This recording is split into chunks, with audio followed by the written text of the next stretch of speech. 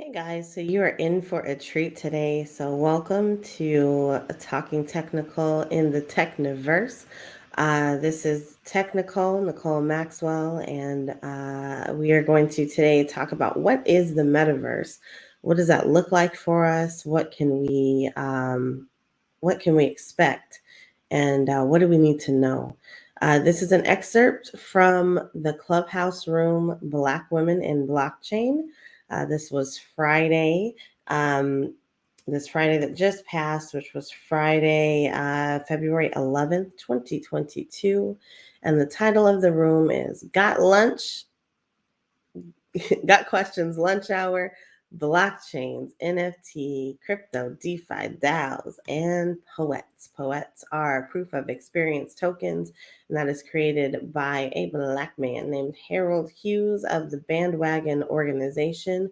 And they created Poets as a way for you to capture your experience and cement it on the blockchain. So it is definitely something that we are supporting with both Blackverse, which is an organization that I run, and in Black Women Blockchain Council, which I am actually very excited to be a moderator and supporter of.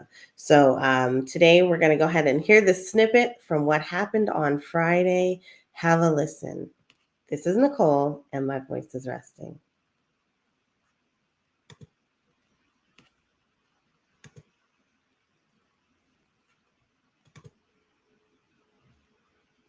All right. Mo, are you back?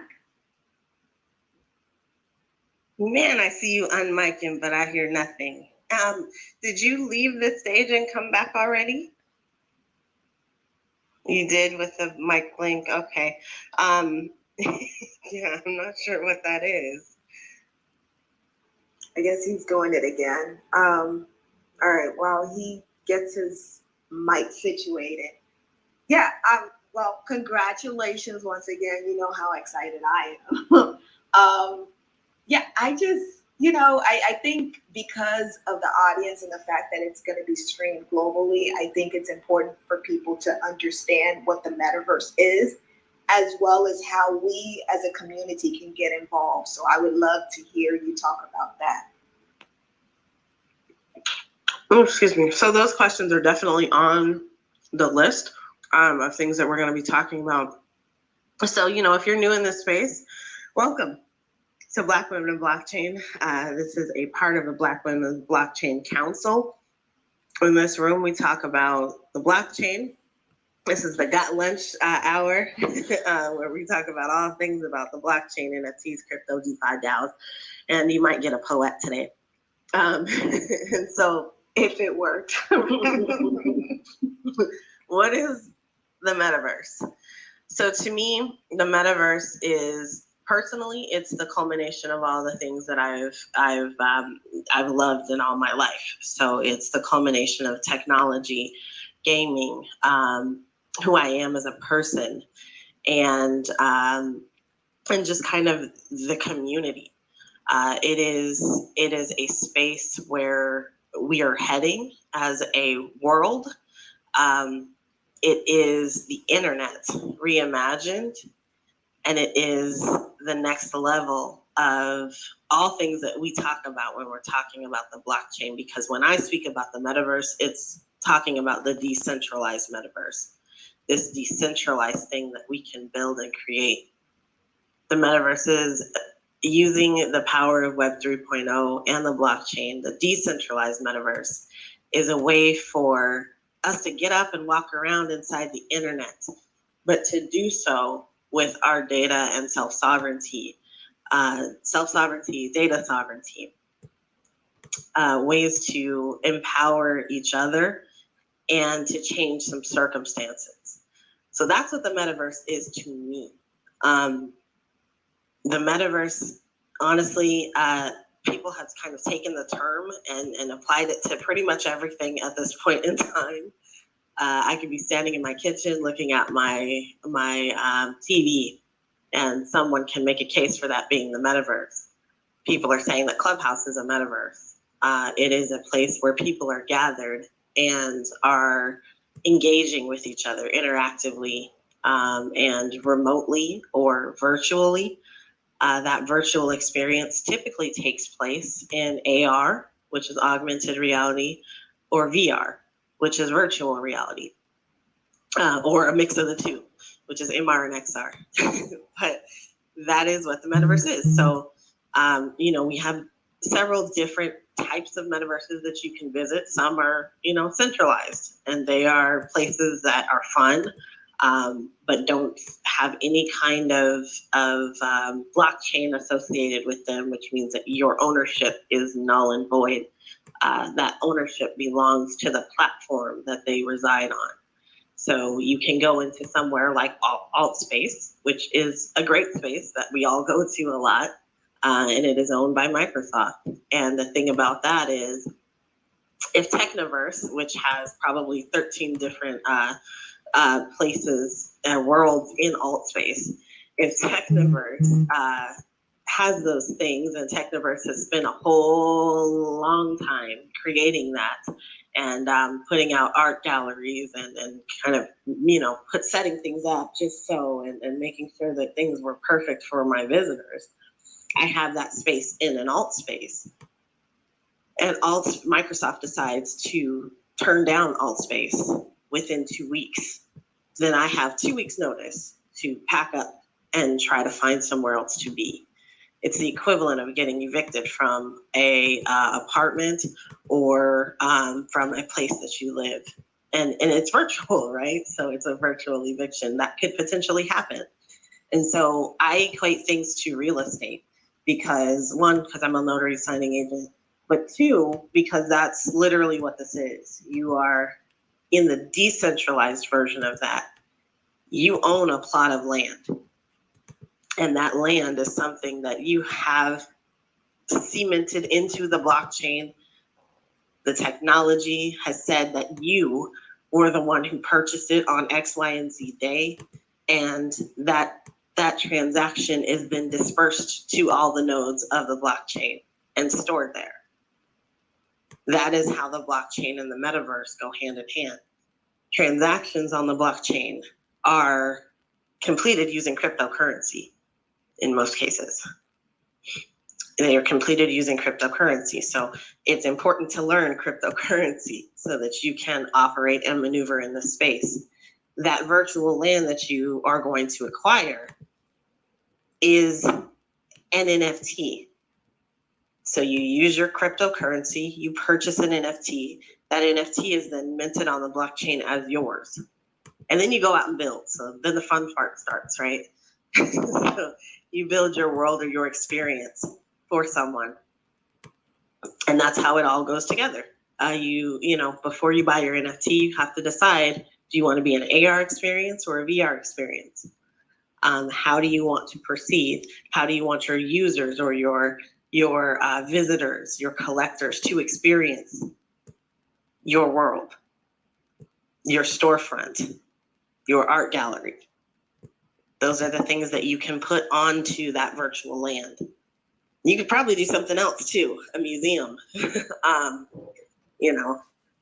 home for your dog. I don't know. You can do lots of different things in the metaverse. And so I always encourage people to have a meta mind shift. And the reason I do that is because back in October, Facebook came out with their version of the metaverse. And they told the world that they were a Facebook or a metaverse company. And they called themselves Meta. In that action in and of itself, they stole something while they did it. And so to me, that's a great indication of future actions. They have been stealing our data from us for a very, very long time and not including us in the process.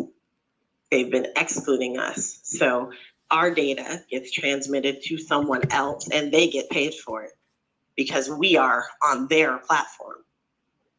And so that's why a decentralized metaverse makes more sense. I want to be able to be in charge of my data and where that data is going to, who's transmitting it. And then, in my perfect world, I also want to be paid for my data directly. deposit in my wallet every month for the things that I'm doing, that I'm giving you access to. You're siphoning my data and my intelligence, my movements.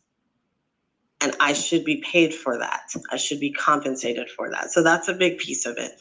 So that is why it's important, especially for Black folks, because we are highly creative, we are highly innovative, and we are often left out. And so this space is an opportunity for us to flourish, especially because it's early.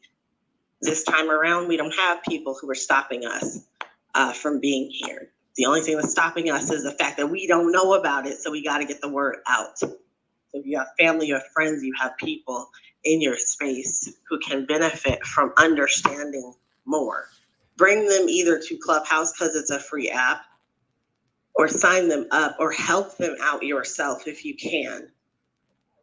Because we got to get the word out. We have to let our folks know, because they're not out here reading Forbes, and they're not out here reading the Times, and they don't know about Nyla, who is the 12-year-old little girl, 13 now, that succeeded in her NFT drop and changed this space quite a bit.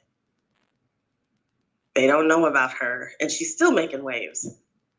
13-year-old girl now has her own Twitter spaces. Like, people are just following. She has a flock of people following her. She is 13 and she is leading. And she's changing the game for other people, like Natasha's daughter, who she purchased an NFT from. That empowers her and allows her to feel good about what she's done, understand that this space can work for her, and motivate her to continue and keep going. That is what we are talking about when we talk about the blockchain, we talk about the metaverse, cryptocurrency, DeFi, DAOs, all that. The fluff and all the PFPs and all that jazz, that's great too, once you understand. Get the understanding first, and then go out and pick your favorite avatar or your favorite PFP. That's all I wanted to say. This is Nicole, and my voice is resting. Thank you.